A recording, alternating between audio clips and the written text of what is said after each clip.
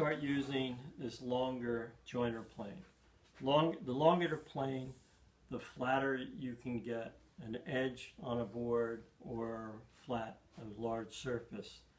If the tool is short, it can actually follow the low spots. But if the plane is nice and long, it will cut the high spots and eventually level out the surface. We have this set a little lighter. And we're going to gradually get across the board.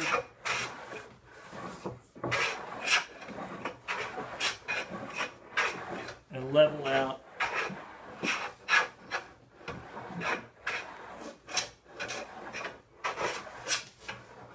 When we're flat, we're going to get a cut right through.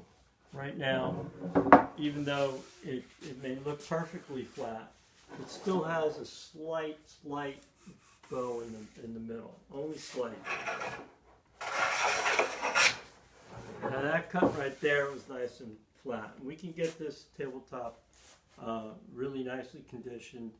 I'll put the vise back on, finish it up with oil, and it'll be ready to use for another 100 years.